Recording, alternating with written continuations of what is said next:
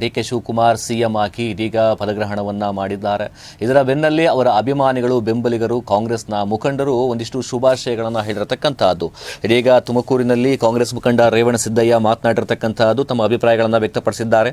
ಕರ್ನಾಟಕದ ನೂತನ ಮುಖ್ಯಮಂತ್ರಿಯಾಗಿ ಡಿ.ಕೆ. ಶಿವಕುಮಾರ್ ಅವರು ಪದಗ್ರಹಣವನ್ನ ಮಾಡಿದ್ದಾರೆ. ಉತ್ತಮ ಕಾರ್ಯ ಮಾಡುವಂತಹ ಉದ್ದೇಶ ಇಟ್ಟುಕೊಂಡಿರತಕ್ಕಂತಹ ನಾಯಕ, ಬಹಳಷ್ಟು ದೂರದೃಷ್ಟಿ ಆಲೋಚನೆಯನ್ನ ಹೊಂದಿರತಕ್ಕಂತಹ ನಾಯಕ. ಅಂತಹ ಒಬ್ಬ ನಾಯಕ ಇವತ್ತು ಮುಖ್ಯಮಂತ್ರಿ ಆಗಿರತಕ್ಕಂತಹದ್ದು ನಮಗೆಲ್ಲರಿಗೂ ಕೂಡ ಸಂತಸವನ್ನ ತಂದಿದೆ ಅಂತ ಹೇಳಿ ಅಭಿಪ್ರಾಯವನ್ನ ವ್ಯಕ್ತಪಡಿಸಿದ್ದಾರೆ. ಇದರ ಜೊತೆಗೆ ಮಾಜಿ ಪ್ರಧಾನಿಗಳಾಗಿರ್ತಕ್ಕಂಥ ಎಚ್.ಡಿ. ದೇವೇಗೌಡ, ಮಾಜಿ ಮುಖ್ಯಮಂತ್ರಿಗಳಾಗಿರ್ತಕ್ಕಂಥ ಬಿ.ಎಸ್. ಯಡಿಯೂರಪ್ಪನವರನ್ನ ಕೂಡ ಭೇಟಿ ಮಾಡಿ ಅವರ ಆಶೀರ್ವಾದವನ್ನ ಪಡೆಯೋದ್ರ ಜೊತೆಗೆ ಒಂದಿಷ್ಟು ಮಾತುಕತೆಗಳನ್ನು ನಡೆಸಿ ಅವರನ್ನು ಆಹ್ವಾನ ಮಾಡಿರ್ತಕ್ಕಂಥದ್ದು ಕೂಡ ಬಹಳಷ್ಟು ಸಂತಸವನ್ನು ತಂದಿರತಕ್ಕಂಥದ್ದು. ಅವರ ಒಂದು ವ್ಯಕ್ತಿತ್ವದ ಬಗ್ಗೆ ಕೂಡ ಸೂಚನೆಯನ್ನು ಕೊಡುತ್ತೆ.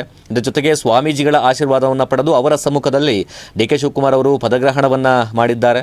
ಎಲ್ಲ ಸಮಾಜದ ಮುಖಂಡರನ್ನು ಬರಮಾಡಿಕೊಂಡಿರ್ತಕ್ಕಂಥದ್ದು ಕೂಡ ಒಂದು ರೀತಿಯಾದಂತಹ ಸಂತಸದ ವಿಚಾರ ಅಂತಲೇ ಹೇಳ್ಬೋದು. ಉತ್ತಮ ಭವಿಷ್ಯ ಇದೆ, ಉತ್ತಮವಾಗಿ ಕೆಲಸ ಮಾಡ್ತಾರೆ ಎನ್ನುವಂತಹ ಭರವಸೆ ಕೂಡ ಇದೆ. ಕಾರ್ಯಕರ್ತನೊಬ್ಬ ಮುಖ್ಯಮಂತ್ರಿ ಆಗ್ತಿದ್ದಾನೆ ಅಂತೇಳಿ ಎಲ್ಲರೂ ಕೂಡ ಸಂಭ್ರಮವನ್ನು ಪಡ್ತಿರುವಂತಹದ್ದು. Doctor G. ಪರಮೇಶ್ವರ್ ಮುಖ್ಯಮಂತ್ರಿ ಆಗಿದ್ದರೆ ಇನ್ನೂ ಕೂಡ ಖುಷಿ ಆಗ್ತಾ ಇತ್ತು. ಅಂದರೆ ನಮ್ಮೂರಿನವರು, ತುಮಕೂರಿನವರು ಅನ್ನುವಂತಹ ನಿಟ್ಟಿನಲ್ಲಿ ಖುಷಿ ಆಗ್ತಾ ಇತ್ತು. ಇದೀಗ ಡಿ.ಕೆ. ಶಿವಕುಮಾರ್ ಕೂಡ ಆಗಿದ್ದಾರೆ. ಸಾಕಷ್ಟು ದೂರದೃಷ್ಟಿ ಆಲೋಚನೆಯನ್ನು ಇಟ್ಕೊಂಡು ಅವರು ಕೂಡ ಮುನ್ನಡೀತಾರೆ ಎನ್ನುವಂತಹ ವಿಶ್ವಾಸ, ಭರವಸೆ ಇದೆ. ಉತ್ತಮ ಆಡಳಿತವನ್ನು ಕೊಡ್ತಾರೆ ಎನ್ನುವಂತಹ ಭರವಸೆ ಕೂಡ ಇದೆ. ಪಕ್ಷದ ಹೈಕಮಾಂಡ್ ನಿರ್ಧಾರವನ್ನು ನಾವೆಲ್ಲ ಕೂಡ ಒಪ್ಪಬೇಕಾಗತ್ತೆ. ಮುಂದೊಂದು ದಿನ ಪರಮೇಶ್ವರ್ ಅವರು ಕೂಡ ಮುಖ್ಯಮಂತ್ರಿ ಆಗ್ತಾರೆ. ಈ ಬಗ್ಗೆ ನಾವು ಕೂಡ ಭರವಸೆಯನ್ನ ಇಟ್ಕೊಂಡು ಕೆಲಸ ಮಾಡಬೇಕಾಗತ್ತೆ ಅಂತ ಹೇಳಿ ಕಾಂಗ್ರೆಸ್ ಮುಖಂಡರಾಗಿರ್ತಕ್ಕಂಥ ರೇವಣಸಿದ್ದಯ್ಯ ಇದೀಗ ಪ್ರಗತಿ ಟಿವಿಗೆ ಪ್ರತಿಕ್ರಿಯೆಯನ್ನ ನೀಡಿದ್ದಾರೆ.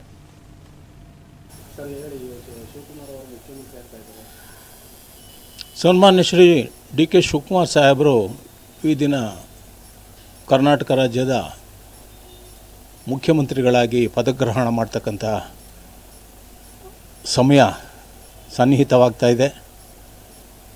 ಬಹಳ ಉತ್ತಮವಾದ ಕಾರ್ಯವನ್ನು ಮಾಡಬೇಕು ಅಂತಕ್ಕಂಥ ಒಂದು ಧ್ಯೇಯ ಮತ್ತು ಉದ್ದೇಶ, ಗುರಿ ಇಟ್ಕೊಂಡಿದ್ದಾರೆ ಅವರ ಚಲನವಲನಗಳನ್ನ ಇತ್ತೀಚೆಗೆ ಬೆಳಗ್ಗಿಂದ ನೋಡಿದಾಗ ಸನ್ಮಾನ್ಯ ಶ್ರೀ ದೇವೇಗೌಡರನ್ನ ಭೇಟಿ ಮಾಡಿ ಅವರಿಂದ ಆಶೀರ್ವಾದ ಪಡೆದಿರ್ತಕ್ಕಂಥದ್ದು, ಮತ್ತು ಸನ್ಮಾನ್ಯ ಶ್ರೀ ಯಡಿಯೂರಪ್ಪನವ್ರನ್ನ ಭೇಟಿ ಮಾಡಿ ಆಶೀರ್ವಾದ ಪಡೆದಿರ್ತಕ್ಕಂಥದ್ದು, ಮತ್ತು ಬಹಳ ಅತ್ಯುನ್ನತವಾದ ಮಠಗಳ ಸ್ವಾಮೀಜಿಗಳ ಆಶೀರ್ವಾದನ ಪಡೆದು ಅವರ ಸಮ್ಮುಖದಲ್ಲಿ ಒಂದು ಅಧಿಕಾರ ಸ್ವೀಕಾರ ಸಮಾರಂಭವನ್ನು ಮಾಡ್ತಿರ್ತಕ್ಕಂಥದ್ದು ಬಹಳ ಸಂತೋಷ ತಂದಿದೆ. ಮೇಲಾಗಿ ಈ ಸಮಪಾಲು ಸಮಬಾಳು ಅಂತಕ್ಕಂಥದ್ದು ಎಲ್ಲ ಸಮಾಜದ ವರ್ಗದವ್ರನ್ನೂ ಸಹ ಈ ಒಂದು ಕಾರ್ಯಕ್ರಮಕ್ಕೆ ಒಂದು ಸ್ವಾಗತವನ್ನು ಮಾಡಿರ್ತಕ್ಕಂಥದ್ದು. ಅವ್ರನ್ನೆಲ್ಲರೂ ಕೂಡ ಬರಮಾಡಿಸ್ಕೊಂಡ್ರು. ಅವರೆಲ್ಲರ ನೇತೃತ್ವದಲ್ಲಿ ಒಂದು ಮುಖ್ಯಮಂತ್ರಿ ಸ್ಥಾನವನ್ನು ಸ್ವೀಕರಿಸ್ತಾ ಇರ್ತಕ್ಕಂಥದ್ದು ನಮಗೆಲ್ಲರಿಗೂ ತುಂಬ ಸಂತೋಷ ತಂದಿದೆ. ಒಳ್ಳೆಯ ಒಂದು ಭವಿಷ್ಯ ಇದೆ, ಒಳ್ಳೆ ರೀತಿ ಕೆಲಸ ಮಾಡ್ತಾರೆ ಅಂತಕ್ಕಂಥ ಆಶಾಭಾವನೆ ನಮಗಿದೆ.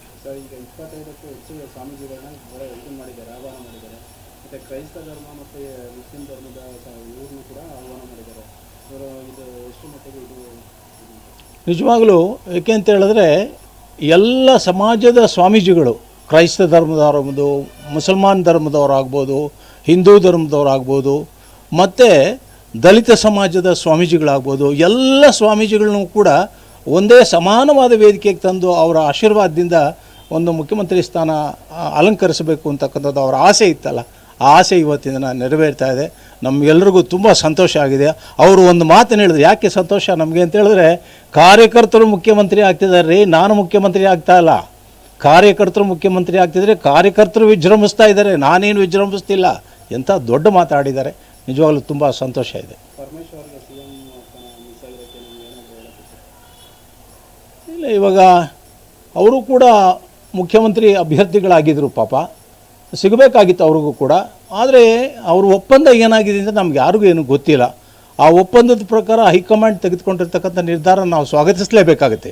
ಈವನ್ ಪರಮೇಶ್ವರ್ ಸಾಹೇಬರು ಕೂಡ ಅದನ್ನೇ ಹೇಳಿದ್ದಾರೆ, ನಾವು ಹೈಕಮಾಂಡ್ ತೆಗೆದುಕೊಂಡ ನಿರ್ಧಾರನ ನಾವು ಸ್ವಾಗತಿಸ್ತೀವಿ ಅಂತಕ್ಕಂಥದ್ದು ಹೇಳಿದ್ದಾರೆ. ಉಪಮುಖ್ಯಮಂತ್ರಿ ಸ್ಥಾನ ಕೊಟ್ಟಿದ್ದಾರೆ, ತುಂಬ ಸಂತೋಷ ಆಗಿದೆ ನಮಗೆ. ನಿಜವಾಗ್ಲೂ ಮುಂದಿನ ದಿನಗಳಲ್ಲಿ ಅವರು ಕೂಡ ಮುಖ್ಯಮಂತ್ರಿ ಆಗ್ತಕ್ಕಂಥ ಒಂದು ಭವಿಷ್ಯ ಇದೆ ಅಂತಕ್ಕಂಥದ್ದನ್ನು ನಾವು ಆಸೆ ಪಡ್ತೀವಿ.